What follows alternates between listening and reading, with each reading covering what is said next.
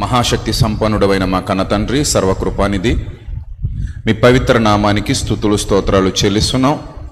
దయగల ప్రభువ, కృపగల దేవ, వాక్యం వెత్తబడుతూ ఉండగా బిడ్డలందరినీ జ్ఞాపకం చేసుకోండి. మీ కృపలో మీ సహాయం అనుగ్రహించి జీవవాక్యము చేత వారి హృదయాలు తృప్తిపరిచి మీ మాటలలోని మాధుర్యాన్ని గ్రహించగలిగే శక్తిని అనుగ్రహించమని సమస్త ఘనత, మహిమ, ప్రభావాలు మీకు చెల్లిస్తూ మీ ఆత్మ సహాయము చేత ప్రభా మీ దాసుడనైన నన్ను బలపరచమని యేసుక్రీస్తు నామంలో ఈ ప్రార్థన మనవులు అడుగుచున్నాం మా కన్న తండ్రి, ఆమెన్. ప్రియమైన దేవుని సంగమా, కొంచెం డౌన్ చేసి సరిపోతుంది, మైక్లోకి రాకుండా. రైట్ రైట్ రైట్ రైట్ ప్రియమైన దేవుని సంఘమా, ప్రియమైన దేవుని ప్రజలారా, సర్వకృపానిధి అయిన దేవుడు మనలందరినీ ప్రేమించి సజీవుల లెక్కలో ఉంచి మరలా ఈ విధంగా మనందరం ఇక్కడ సమకూర్చబడుటకు అవకాశం ఇచ్చారు. అందును బట్టి తండ్రికి హృదయపూర్వకంగా కృతజ్ఞతాస్తుతులు చెల్లిస్తున్నాను.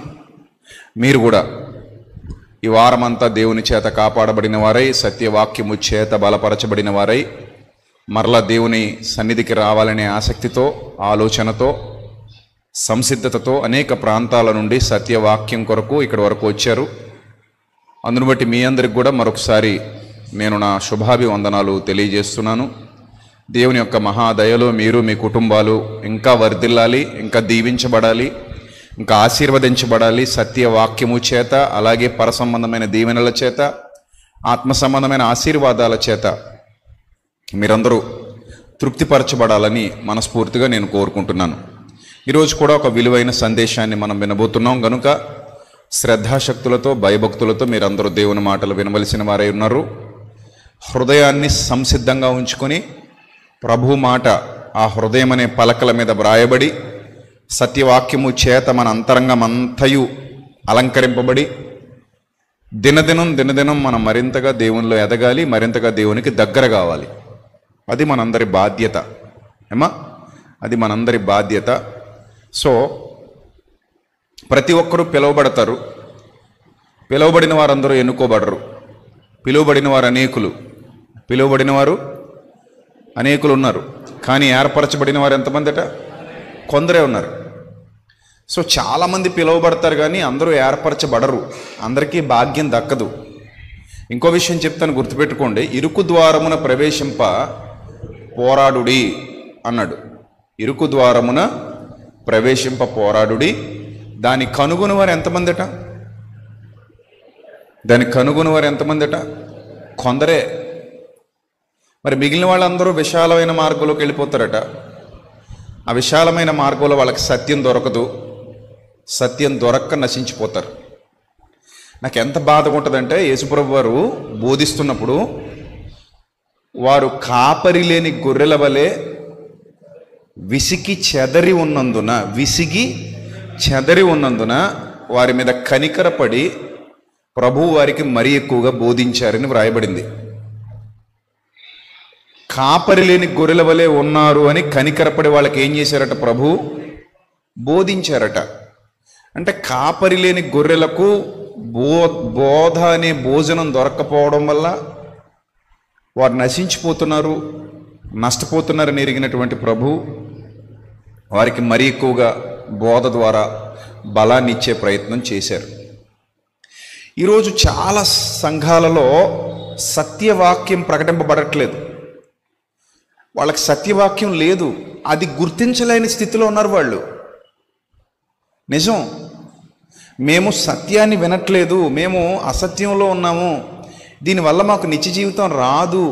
ఏమండి, ఎంత బాధ ఉంటుందంటే, నాకు ఒక్కోసారి 20 ఏళ్ళు, 30 ఏళ్ళు, 40 ఏళ్ళు సంఘాల్లో ఉన్నవారికి కూడా కనీసం బైబిల్లో సాధారణమైన సంగతులు కూడా తెలియవు వాళ్ళకి. మనం ఎప్పుడైనా బోధిస్తున్నప్పుడు అలా ఆశ్చర్యపోయి, అవునా ఇలా ఉందా బైబిల్లో, ఇది నిజమా, ఇది కరెక్టా అని అనుకుంటుంటారు వాళ్ళు. అలాంటి నాకు ఎంత జాలి అనిపిస్తుంది అంటే, అమ్మా నీకు 40-50 ఏళ్ల నుంచి ఒక విశ్వాసిగా నువ్వు సంఘంలో కొనసాగుతున్నప్పుడు నీకు కనీసం ఈ మాత్రపు సంగతులు కూడా తెలియవా? ఈ మాత్రపు విషయాలు కూడా, ఈ బోధ కూడా నువ్వు ఎప్పుడు వినలేదా? అంటే కనీసం ఈ సంగతుల మీద కూడా నీకెవరో అవగాహన కల్పించలేదా? అరే ఎంత నష్టపోయావు నువ్వు అని వాళ్ళని చూసినప్పుడు కొంచెం మనసుకి బాధ అనిపిస్తుంది. కానీ ఏం చేయలేం. కన్నులు తెరవబడాలట, మనోనేత్రములు వెలిగింపబడితే తప్ప ఏ బోధ సత్యం ఏ బోధ అసత్యం అనేది వారికి అర్థం కాదు.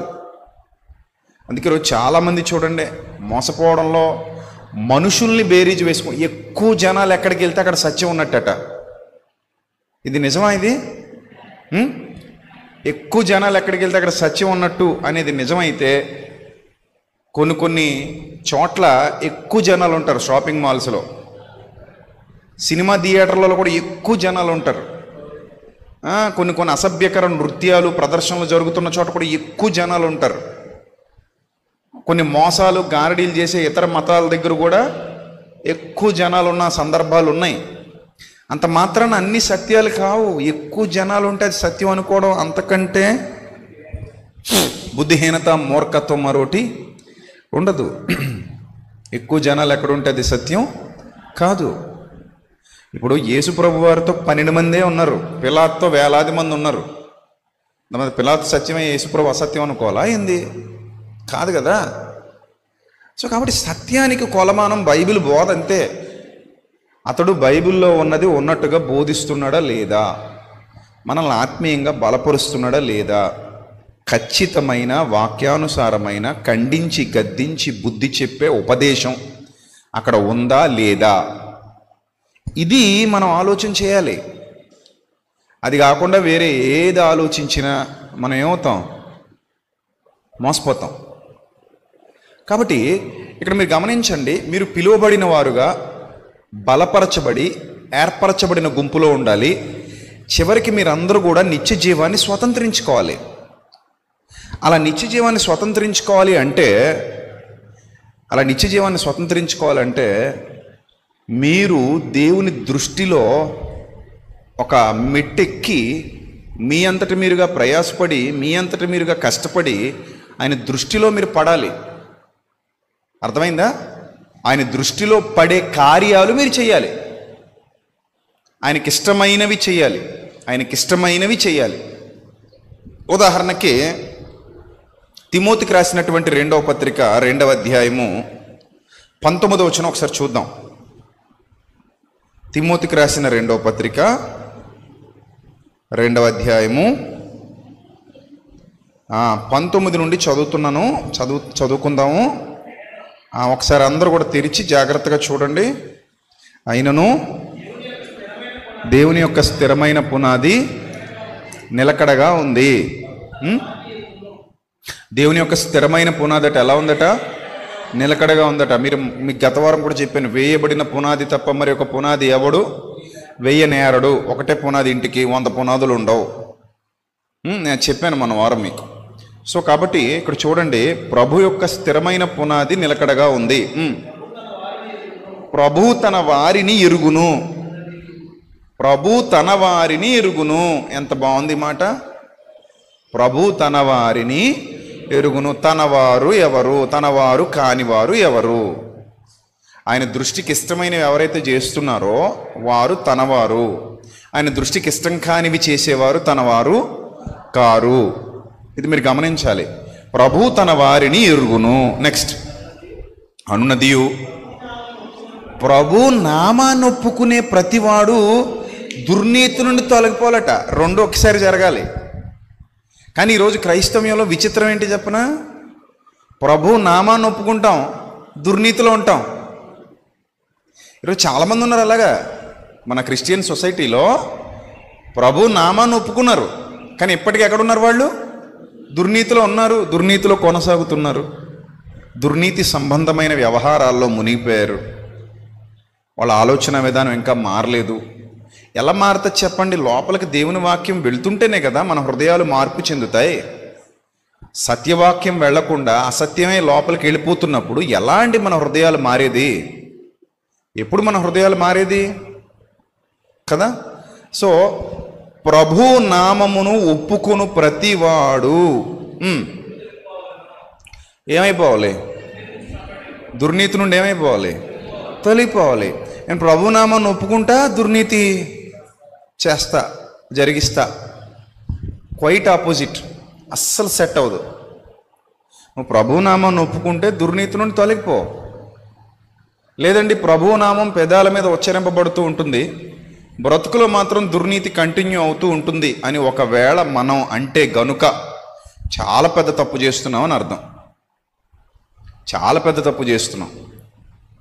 ఎందుకంటే నేను ఏదైతే లోపల కమిట్ అయ్యానో దానికి తగ్గట్టు నా బ్రతుకు ఉండాలి.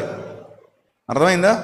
లోపల కమిట్ అయిన దానికి విరుద్ధంగా నా బ్రతుకుంటే అది యోగ్యమైన ప్రవర్తన కాదు.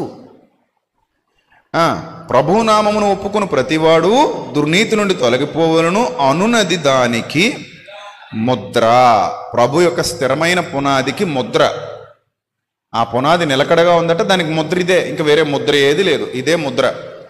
నువ్వు ప్రభునామాన్ని ఒప్పుకుంటే దుర్నీతి నుంచి దూరంగా వెళ్ళిపో. మళ్ళీ దుర్నీతిలో ఉంటానంటే కుదరదు, వద్దది మనకి, దాంతో మనకి సంబంధం లేదు. ఇంకా ఇలాగ ఎక్కడా చెప్పరు.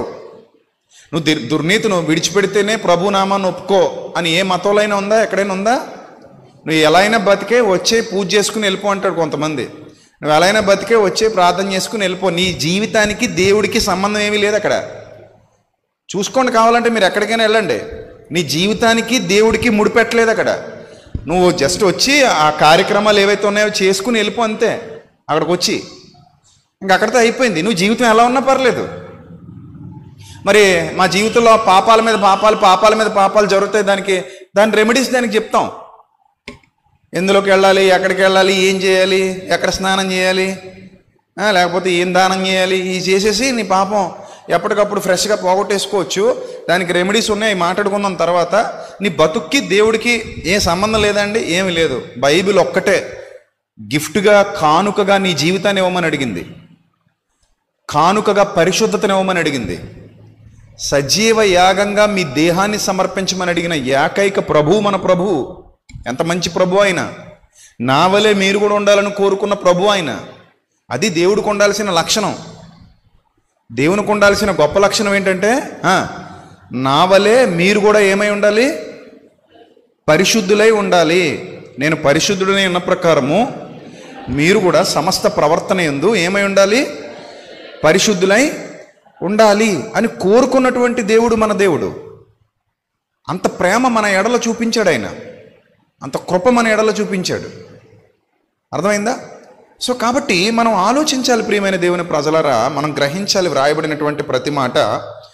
ఎవడైనను వీటిలో చేరక తన్ను తాను పవిత్ర, ఆ పైన చూడండి, గొప్ప 20వ వచనం నుంచి మనం చదువుకుందాం. ప్రభునామమును ఒప్పుకొని ప్రతివాడు దుర్నీతి నుండి తొలగిపోవాలని చెప్పిన చోట 20వ వచనం నుంచి మనం చదువుకుందాం. గొప్ప ఇంటిలో వెండి పాత్రలు, బంగారు పాత్రలు మాత్రమే గాక, గొప్ప ఇంటిలో వెండి పాత్రలు, బంగారు పాత్రలు మాత్రమే గాక ఏమున్నాయట? ఇంకా కర్రవి, మట్టివి కూడా ఉంటాయి. చూడండి జాగ్రత్తగా. అది పైకి లేపాలి, డౌన్లో పెట్టిన, అడవిలో పెట్టినా అలాగే ఉంటుంది. ఇంకొంచెం రైట్, అంతే. ఇప్పుడు చూడండి, గొప్ప ఇంటిలో ఏమేమి ఉన్నాయట? వెండి పాత్రలు, బంగారు పాత్రలు మాత్రమే గాక కర్రవి, మంటివి కూడా ఉన్నాయి. ఇప్పుడు చూడండి, మనం ఇక్కడికి వచ్చాం. ఇక్కడికి వచ్చిన వాళ్ళలో, మనం అందరిలో, లేదా ఏ సంఘానికైనా వెళ్ళే వాళ్ళల్లో పునాది లేదనుకోండి. అంటే ప్రభునామమును ఒప్పుకుని ప్రతివాడు దుర్నీతి నుండి తొలగిపోవాలి అనే పునాది లేదనుకోండి. ఇప్పుడు ఆ పునాది ఉన్నవాడు, ఆ పునాది లేనివాడు కూడా ఇక్కడికి వచ్చి కూర్చున్నాడు అనుకోండి. మీరు పక్కపక్కనే ఉంటారు, ఒకే ఇంట్లో ఉంటారు, but your value is different, right? పక్క పక్కనున్నంత మాత్రాన సేమ్ వాల్యూ కాదు. ఎవరి వాల్యూ వారికి ప్రత్యేకంగా ఉంటుంది. Your values are different. చాలా డిఫరెంట్ వాల్యూస్ ఉన్నాయి మీకు, విలువలు. మీ విలువలు మారిపోతాయి. మిమ్మల్ని బట్టి దేవుని ఎదుట మీ విలువ మారిపోతుంది. ఉదాహరణకి, దేవునికి ఇష్టమైన కార్యాలు చేసే వ్యక్తి నీ పక్కన కూర్చున్నాడు లేదా కూర్చుంది. దేవునికి అయిష్టమైన కార్యాలు చేసే ఆమె నీ పక్కన కూర్చుంది లేదా కూర్చున్నాడు. వీళ్ళిద్దరి విలువ దేవుని దృష్టిలో ఒకలా ఉండదు. ఇప్పుడు గొప్ప ఇంటిలో రకరకాల పాత్రలు ఉన్నాయట. అందులో బంగారు పాత్రలు ఉన్నాయట, వెండి పాత్రలు ఉన్నాయట, మట్టి ఉన్నాయట, కర్రవి కూడా ఉన్నాయట. ఇలా రకరకాల పాత్రలు ఆ గొప్ప ఇంట్లో ఉన్న ఇల్లు చాలా గొప్పది. అది ఇల్లు అయితే చాలా గొప్పది, ఆ ఇంట్లో ఉన్న పాత్రలు కూడా గొప్పవి అయి ఉండాలి. కానీ రకరకాల పాత్రలు ఉన్నాయి ఇక్కడ. ఈ రకరకాల పాత్రల్లో డిఫరెంట్ లోహాలు ఉన్నాయి. ఆ లోహాలతో చేసినటువంటి డిఫరెంట్ పాత్రలు కూడా కనబడుతున్నాయి. ఇక్కడ ఎందుకు ఈ విషయాన్ని దేవుడు వ్రాయించాడు అని మీరు ఆలోచన చేస్తే ఆయన ఉద్దేశం ఏంటంటే, ఇప్పుడు మనం అందరం పిలువబడిన వాళ్ళం ఇంట్లోకి వచ్చాం. ఇంట్లోకి వచ్చేసి ఒక పాత్రగా స్థానం సంపాదించేసుకున్నాం. ఇక్కడ ఏ సంఘమైనా సరే. ఇప్పుడు నా బాధ ఏంటంటే, నువ్వు సత్యంలో ఉన్నావు అనుకో, కనీసం నాలాంటి బోధకుడు దొరికితే నీకు ఇలాంటి మాటలు ఈ రోజు కాకపోతే రేపైనా ఎప్పుడొకప్పుడు చెప్తా ఉంటాడు కాబట్టి నీకు అర్థమవుతుంది. సత్యంలో లేని చోట ఇంక ఇలాంటి బోధ ఉండదు.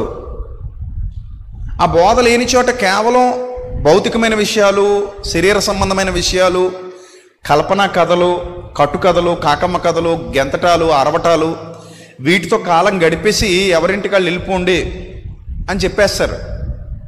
సో అది కాపరి లక్షణం కాదు. ఒకరు మన దగ్గరకు వచ్చారు అంటే వాళ్ళకి కడుపు నిండా అన్నం పెట్టి పంపించాలి.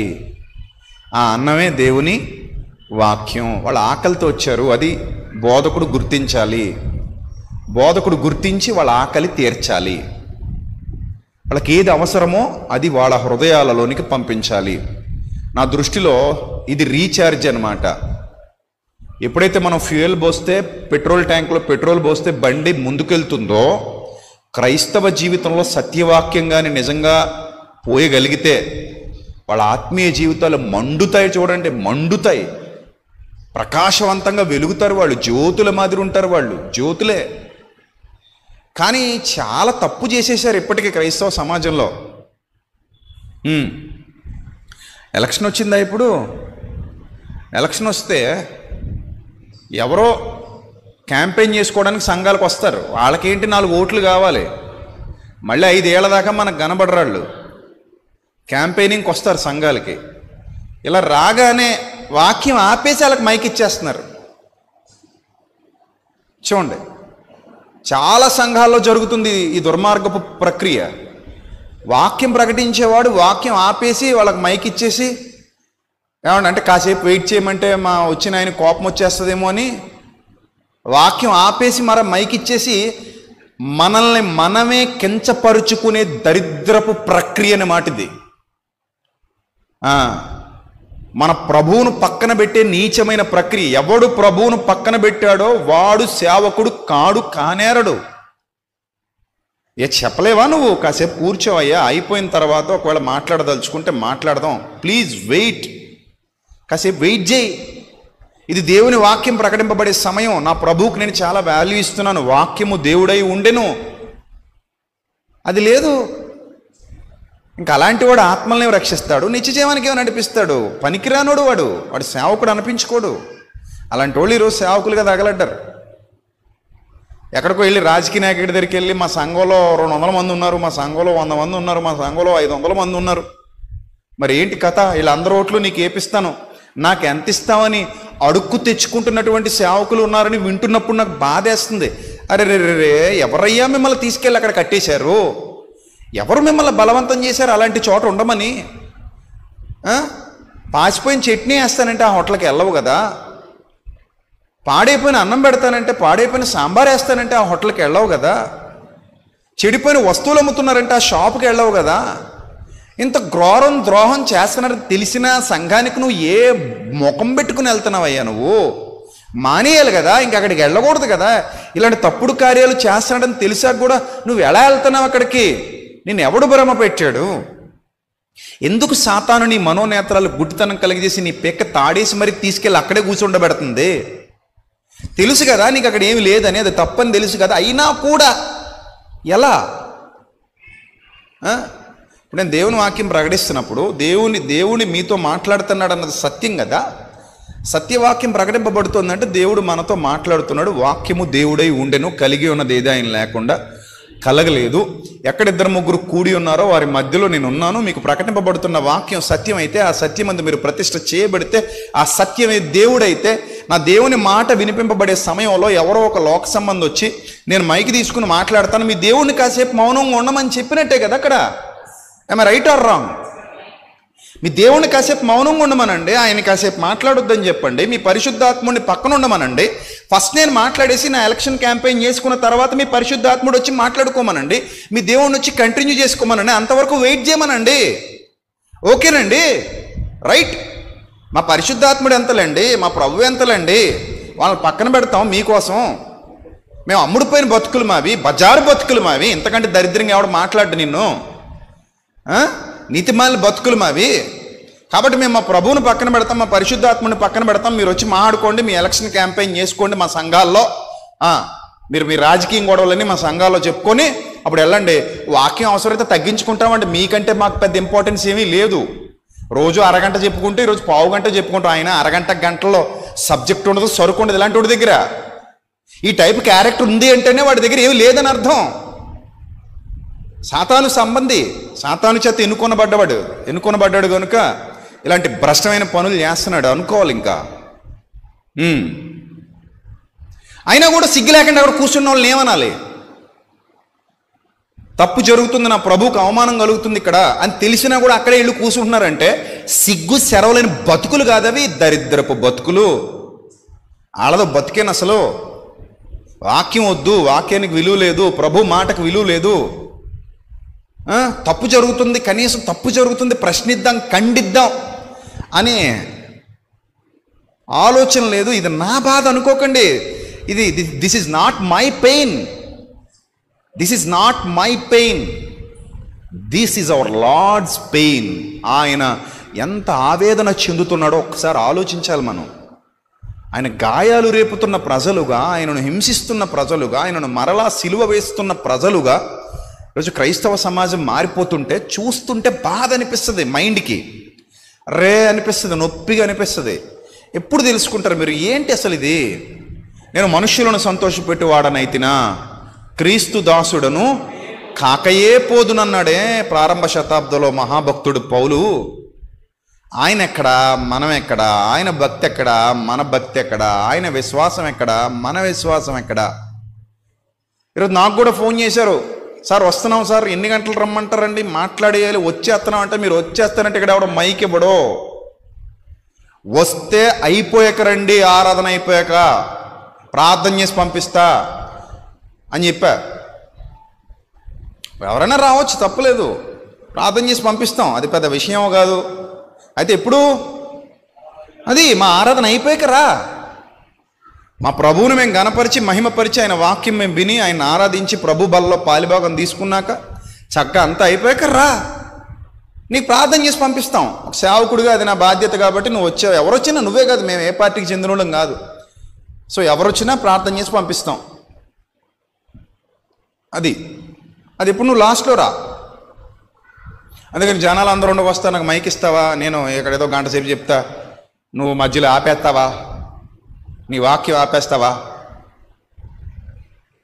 అవ్వదు. నా ప్రభు కంటే నువ్వు ఎక్కువేం కాదు నాకు, నా ప్రభువే నాకు ఎక్కువ. ఆయన తర్వాత ఎవడైనా, ఆయన వాక్యం తర్వాత ఎవడైనా, మొదటి స్థానం ఆయింది. నువ్వు కూర్చోవాలి. ఒకరోజు ఒక పెళ్ళికి వెళ్ళినప్పుడు పెళ్ళిలో నేను మాట్లాడుతుంటే ఈలోగా ఎవరో వచ్చారు, మంత్రి గారు. వస్తే పక్కనున్న ఆయన అంటున్నాడు వచ్చి, సార్ మరి ఓ 10 నిమిషాలు ఆపితే పిలుస్తామంటే మైక్ ఇక్కడ పెట్టి వెళ్ళిపోతే ఇంకోసారి వచ్చావంటే అని చెప్పారు. నువ్వు పిలవలేదు నన్ను, నువ్వు ఎవడో గాలిగాడివి. ఇప్పుడు నాకు కోపం వచ్చి మైక్ ఇక్కడ పెట్టేసి వెళ్ళిపోతే పిలిచిన వాళ్ళు ఏడుస్తారు. వాళ్ళకి బుద్ధి ఉండాలి నిన్ను నా దగ్గర పంపించినందుకు. సో వాక్యం ప్రకటించబడేటప్పుడు వాక్యం వినకుండా 10 నిమిషాలు ఆగుతావా? వాళ్ళు పిలిచి ఏదో సోచి చెప్పుకుని మళ్ళీ ఇంకో 10 నిమిషాలు మాడతావా? No, not at all. అంత చీప్గా అయితే నేను నీ దగ్గర రాలా, అంత విలువలేని వాళ్ళంగా కూడా మీ దగ్గర రాలా. ఏదో 10 రూపాయలకో 100 రూపాయలకో 1000 రూపాయలకో లేకపోతే 10,000కో నువ్వు పడేస్తానంటే వచ్చి ఇనేసి వెళ్ళిపోయే టైపు కాదు ఇక్కడ. నిజమైన దేవుని పరిచర్యలో సర్వోన్నతుడైన దేవునికి దాసుడిగా, ఆయన వారసుడుగా, ఆయన పక్షాన నిలబడిన ఆయన కుమారుడుగా వచ్చి మీ ముందు నిలబడ్డాను నేను. సో సో ఆ విలువ దేవునికి నువ్వు ఇవ్వగలిగితే దేవుని సేవకుడికి కూడా అంతే విలువిస్తావు, ఆయన ప్రకటించే వాక్యానికి కూడా అంతే విలువిస్తావు నువ్వు. అలా లేనప్పుడు నన్ను పిలవకూడదు, నువ్వు మధ్యలో ఆపకూడదు, అంతే కదా.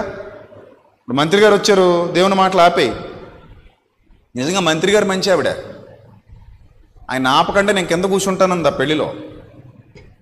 అస్సలు ఆపొద్దు, ఆయన సెక్యూరిటీతో పాటు వచ్చింది, అలాగే కింద కూర్చుంది. నా ప్రసంగం అయిపోయేంత వరకు ఉంది, అయిపోయిన తర్వాత అప్పుడు వేదిక మీదకి వచ్చింది. ఆవిడ కూడా క్రిస్టియన్ కాబట్టి ఆవిడకి సంస్కారం ఉంది కాబట్టి ఆవిడ అలా చేసింది.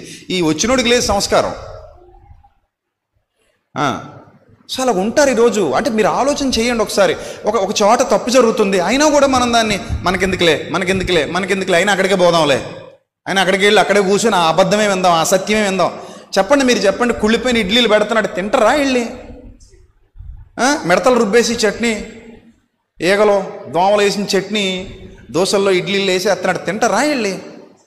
తెలిసిపోయిన తర్వాత కూడా ఇడ్లీ ఇరవగానే ఎలకతోక దొరికింది, తినేస్తారేమో. పర్లేదులేండి, తీసి తినేద్దాం, మనం బాగా తెలిసిన ఇడ్లీ ఇది అనుకుంటారా మరి? చిచ్చి అని పడేసిపోతారు. మళ్ళీ ఇప్పుడు రమ్మన్నా అక్కడికి వెళ్ళమన్నా వెళ్ళరు. కానీ ఎందుకు సంఘాలు ఇలా అయిపోయాయో నాకు ఎప్పటికీ అర్థం కావట్లా. ఎందుకు ఇలాగ అయిపోయాయి? అసత్యమని తెలిసినా, అబద్ధమని తెలిసినా, మోసమని తెలిసినా అక్కడికి వెళ్ళి కూర్చోవడం, అదే వినడం. మళ్ళీ పైపిచ్చి అంటారు కదా, మా దగ్గర సత్యం ఉండదండి. ఏముండదండి? మా దగ్గర సత్యం ఉండదండి. ఇప్పుడు ఒక ఆవిడ ఒక రోజు అంది, మా ఆయనండి ఇంటికి వస్తాడండి, వాడు సుఖం వాడు చూసుకుంటాడు, ఏదైనా పెడితే తింటాడు, మళ్ళీ వెళ్ళిపోతాడండి. అంటే ఎక్కడికి వెళ్తాడమ్మా అని అడిగాను. ఎక్కడికండి, ఇంకో ఫ్యామిలీ ఉందండి, అక్కడికి వెళ్ళి అక్కడ ఉంటాడండి అంది. డబ్బులు ఎక్కడ ఇస్తాడమ్మా? అక్కడే ఇస్తాడండి. మరి మీ ఇంటికి రాడవేడమ్మా భోజనానికంటే? వస్తాడండి. మరి మేము పిల్లల్ని చూసుకుంటాడా? చూసుకోడండి. మరి ఏం చేస్తాడమ్మా? వచ్చి ఉందండి 2-3 గంటలు ఇక్కడ నిద్ర చేసి వెళ్ళిపోతాడండి. అప్పుడప్పుడు కొడతాడండి, పిల్లల్ని కూడా కొడతాడండి అంది. మరి ఎందుకమ్మా దరిద్రుడితో ఇంకా ఉన్నావు నువ్వు అన్నాను నేను. ఇంట్లోంచి గెంటేయచ్చు కదా దరిద్రుడిని, ఇంకెప్పుడు రావద్దని చెప్పొచ్చు కదా. అలాంటి నీకు భర్త ఏంటమ్మా? నాకు అర్థం కాదు. పిల్లల్ని కొడతాడు, నిన్ను కొడతాడు, ఇంట్లో ఉన్న డబ్బులు లాక్కెళ్ళిపోతాడు, వెళ్ళి ఎక్కడో పడుకొని వస్తాడు, రేపు పొద్దున్న ఏ ఇడిసి వ్యాధో తెచ్చి నీకంట కడతాడు, అప్పుడు నువ్వు చచ్చిపోతా, పిల్లలు ఏమో అన్యాయం అయిపోతారు.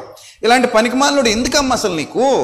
గింటైక నాకలే కాబట్టి చెప్పడానికి. పర్లేదమ్మా, పావుతో అయినా సంసారం చేయమ్మా, కాటేయించుకో అమ్మా అని చెప్పాలా? తప్పు కదా. పిల్ల బతుకు అన్యాయం అయిపోద్ది వాళ్ళు చెప్తే. బుద్ధిహీనరాలా, తప్పు పొమ్మని చెప్పు అని చెప్పాను. సో ఒక చోట అన్యాయం జరుగుతోంది, అక్రమం జరుగుతోందంటేనే మన మనసు తట్టుకోలేదు. అలాంటిది దేవుని సన్నిధిలోనే జరుగుతుందంటే మరి ప్రభు కొరడా ఊరికే చేశారా? ఎప్పుడైనా ఆయనలో ఆ లక్షణం చూశారు అసలు మీరు? సాత్వికుడు, దీన మనస్సు గలవాడు, ప్రేమామయుడు, కరుణామయుడు, దయామయుడు ఒకానొక రోజున తాళ్ళు తీసుకుని కొరడా చేసి కొరడామయుడిగా మారిపోయాడట. కరుణామయుడు కాస్త ఏమయ్యాడు? కొరడామయుడు అయ్యాడు. ఏమంటే ఎందుకండి ప్రభుకి అంత బాధ, అంత కోపం ఎందుకు వచ్చిందని ప్రభుకి? ఎప్పుడైనా ఆలోచించారా మీరు? ప్రభుకి అంత కోపం ఎందుకు వచ్చింది? నా దేవుని ఇంటిని మీరు వ్యాపారపు టిల్లుగా చేశారు. నా దేవుని ఇంటిని మీరు ఏం చేశారు? వ్యాపారపు టిల్లుగా. ఏంది ఇది? గువ్వలమ్మడం ఏంటి? రోకలు మార్చడం ఏంటి? ఈ పశువులేంటి ఇక్కడ? అసలు ఏంటయ్యా ఇది? దేవుని సన్నిధా లేక సంత?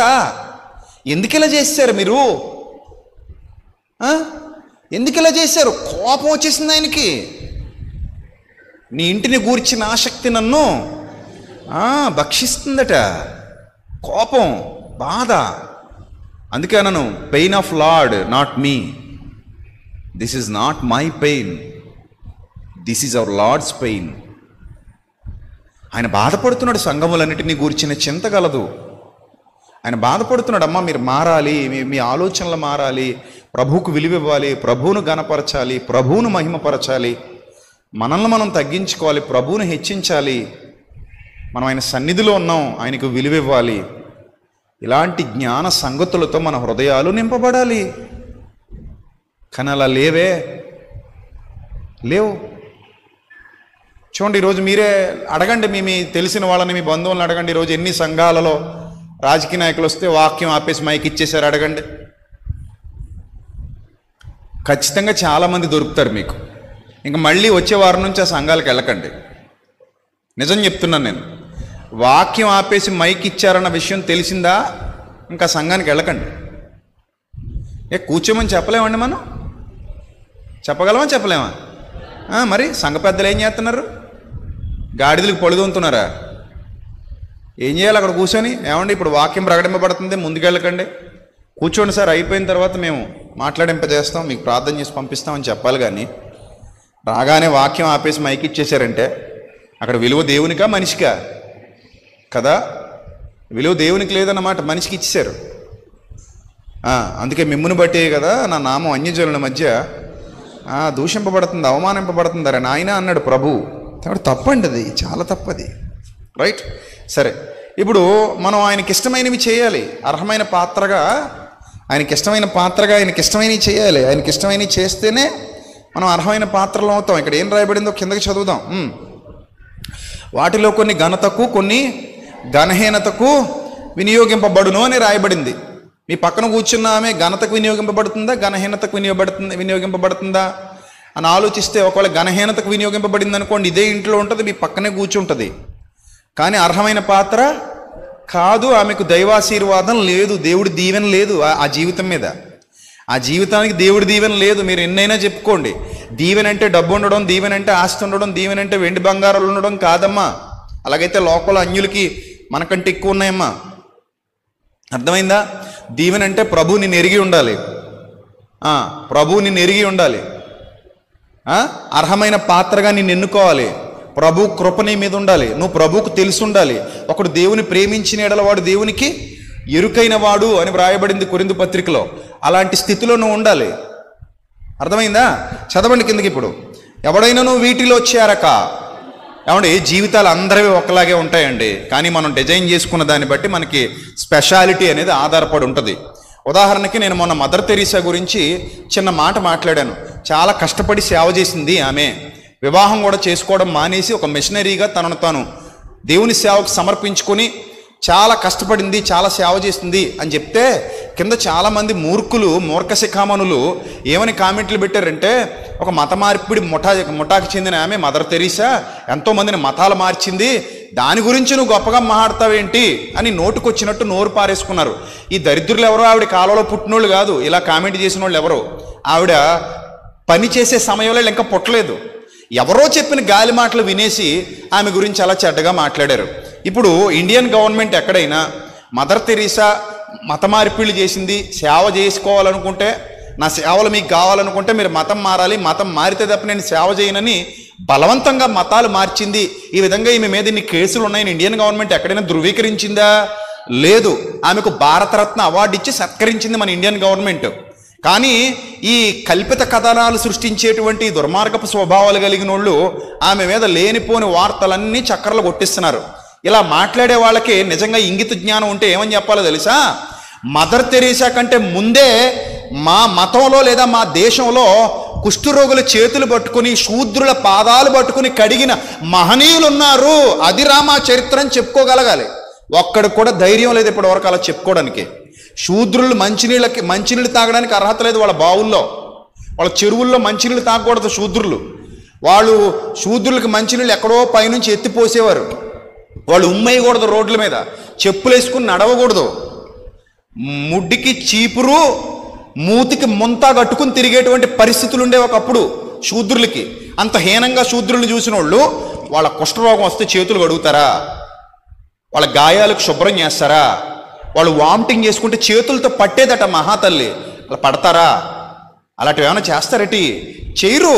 పైపెచ్చు మతాలు మార్చింది. ఎవడు బలవంతంగా మతం మార్చేసుకుంటాడు? నీ మతం నచ్చక ఆ మతంలోకి వెళ్ళారేమో ఎవడో తెలుసు. నీ మతంలో శూద్రుడిని చీపుగా చూశారని ఇంకో మతంలోకి వెళ్ళారేమో ఎవడో తెలుసు. దాన్ని అంగీకరించగలిగే గుండె ధైర్యం లేదు. కానీ ఆ మదర్ తెరీసాకు బడి బూతులు తిట్టేటువంటి నీచమైన స్వభావం ఉందంటే దాన్ని ఏమనాలో మీరే ఆలోచించండి. ఎందుకంత దిగజారిపోతున్నారో నాకు అర్థం కావట్లేదు రోజు రోజుకి. ఇక్కడ ఒక సైకాలజిస్ట్ ఒకరోజు ఆయన మాట్లాడుతూ అన్నాడు, యండమూరి వీరేంద్రనాథ్ అనుకుంటాను, సైకాలజిస్ట్ కాదు, ఆయన ఒక మోటివేటరు, యండమూరి వీరేంద్రనాథ్ గారు అనుకుంటాను. ఆయన మాట్లాడుతూ ఏమన్నాడంటే, ఐశ్వర్యరాయ్ కావాలంటే అదృష్టం ఉండాలి, ఎందుకంటే దేవుడు అందం ఇవ్వాలి. మదర్ తెరిసా కావాలంటే మంచి మనసుంటే చాలు అన్నాడు. చాలదా ఆవిడకి ఇచ్చిన ఎంత ఘనతది, అంతే కదా మరి. మదర్ తెరిసా కావాలంటే ఏమవ్వాలట, మంచి మనసుంటే చాలు అన్నాడు. అంటే ఒక మనిషి తన జీవితం ఎలా ఉండాలి అనేది నిర్ణయించుకోవడం మన చేతుల్లోనే ఉంది. నేను ఏం చేయాలి, నేను ఏం పని చేయాలి, దేవుడికి ఇష్టమైన కార్యాలు ఎలా చేయాలి, దేవునికి నచ్చిన మార్గాల్లో ఎలా నడవాలి, ఆయన ఎలా సంతోషపెట్టాలి, ఆయన ఎలా ఆనందపరచాలి, ఇలాంటి పరిస్థితి ఉండాలి. అది మన ఎంపిక, నిర్ణయం నీది.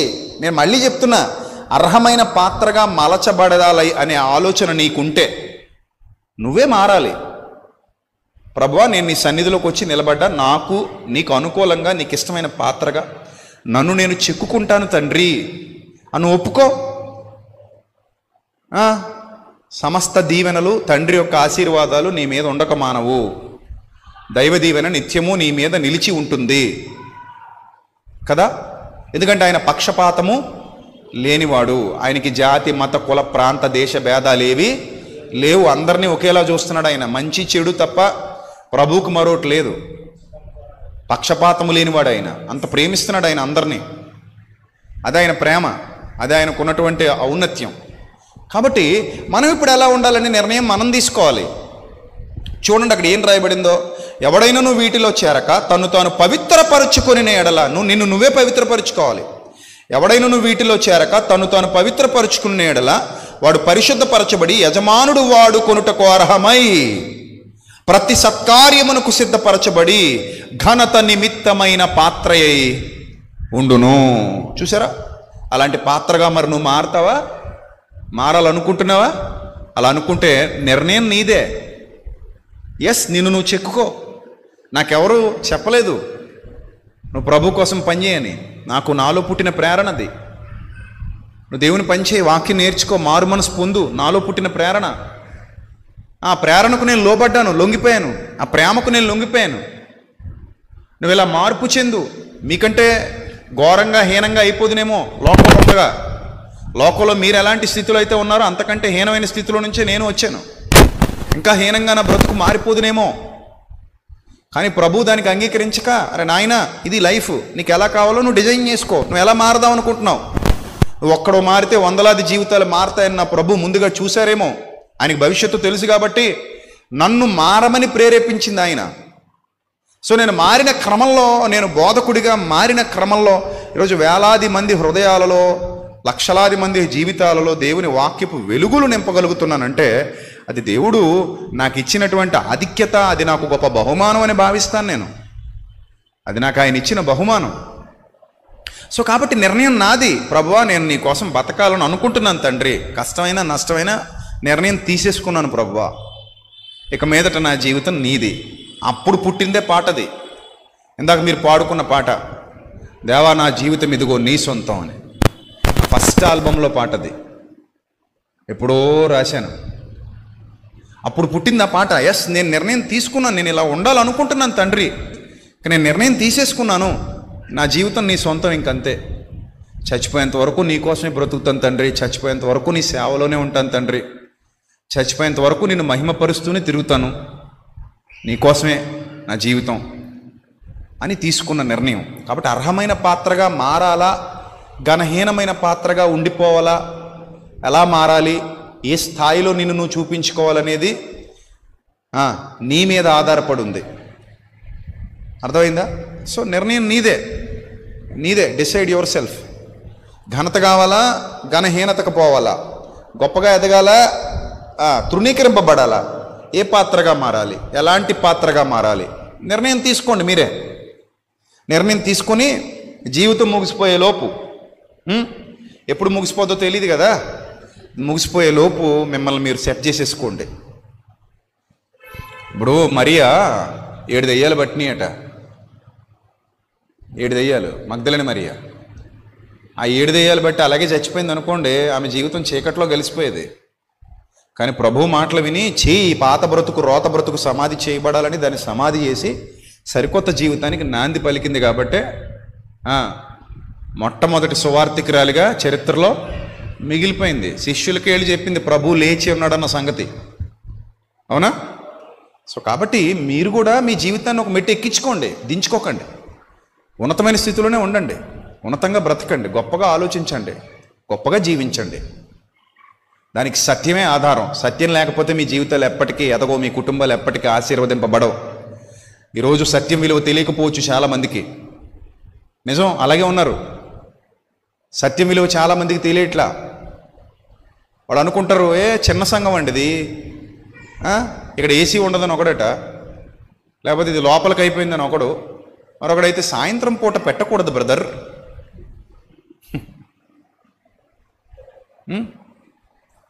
సలహాలు ఇస్తారు.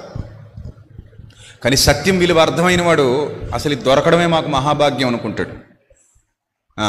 దొరకడమే మాకు మహాభాగ్యం, ఇది లేకపోతే మేము ఏమైపోదామో, మా జీవితాలు ఏమైపోయావో తండ్రి, నన్ను ఇక్కడ నాటినందుకు నీకు స్తోత్రం ప్రభు అని ప్రతిరోజు దేవునికి కృతజ్ఞతాస్తుతులు చెల్లించుకుంటాడు సత్యం యొక్క విలువ అర్థమైన వాడు.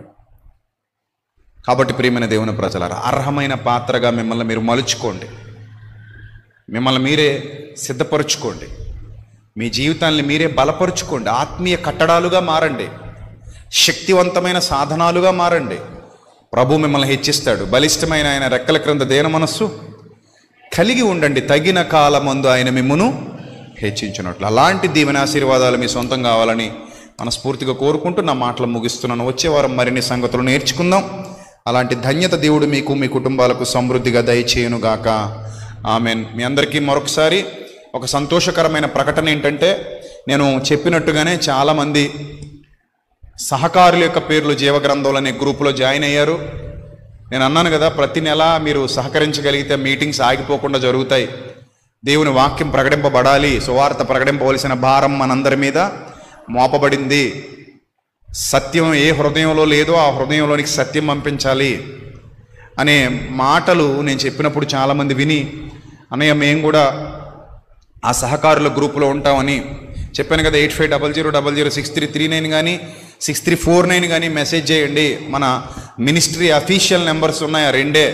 ఆ అఫీషియల్ నెంబర్స్ రెండింటికి మీరు మెసేజ్ చేయండి అని చెప్పినప్పుడు చాలామంది మెసేజ్ చేశారు, ఆ గ్రూప్స్లో జాయిన్ అయ్యారు, దేవుని పనికి సహకరించారు. దాని ప్రతిఫలంగా రేపు మే 18వ తేదీ హైదరాబాదులో ఒక్కరోజు ఆత్మీయ ఆశీర్వాద సదస్సు జరగబోతోంది. ఆ పోస్టర్ కూడా రిలీజ్ అయింది. అందరికీ పంచిపెట్టండి, అందరికీ చేరవేయండి, మీ గ్రూప్స్లో, అట్ ద సేమ్ టైం మీ సోషల్ మీడియాలో షేర్ చేయండి. సో చాలామందికి సమాచారం అందుతుంది. వచ్చిన వాళ్ళందరూ సత్యమని బలపడితే చాలా సంతోషం. నేరుగా ఆ కుటుంబాలన్నిటి కొరకు మనం ప్రార్థన చేద్దాం. ఆ రోజు వచ్చిన వాళ్ళందరికీ మంచిగా కౌన్సిలింగ్ ఇచ్చి వాళ్ళ కోసం కూడా ప్రత్యక్షంగా నేను ప్రార్థన చేయడం జరుగుతుంది, వారి కుటుంబాల కొరకు.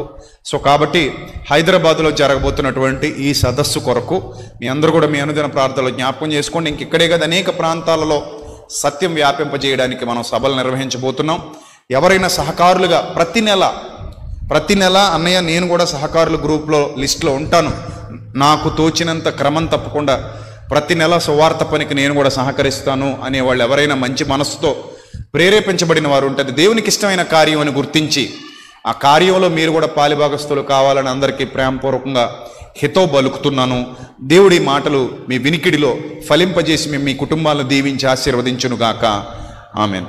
అలాగే 9వ తేదీ మన రాజు గారి ఫాదర్ మరణించారన్న సంగతి మీ అందరికీ తెలుసు కదా. ఆయన జ్ఞాపకార్థ కూడిక ఏర్పాటు చేశారు.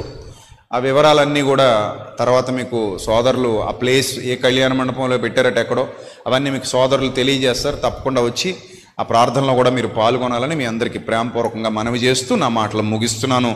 God bless you all, love you all, thank you. తలలు వంచండి, చిన్న ప్రార్థన చేసుకుందాం. సర్వశక్తుడ, సర్వోన్నతుడ, దయగల ప్రభువా, కృపగల దేవ, ఇప్పటి వరకు విలువైన మీ మాటలు మా హృదయాలలో విత్తినందుకు స్తోత్రం తండ్రి. నశించిపోతున్న అనేక మందిని సత్యంలోనికి నడిపించండి ప్రభు, వారి జీవితాలు వెలిగించండి, కట్టండి, మీ కృపలో నిలబెట్టండి. మీ సహాయము, మీ సమాధానము ఎల్లప్పుడూ వారి మీద ఉంచమని ఘనత, మహిమ, ప్రభావాలు మీకు మాత్రమే చెల్లిస్తూ మీ కుమారుడు మా ప్రియ రక్షకుడైన క్రీస్తు వారి పేరిటి ప్రార్థన మనవులు సమర్పించి జవాబు పొందుకుంటున్నాం మా కన్న తండ్రి.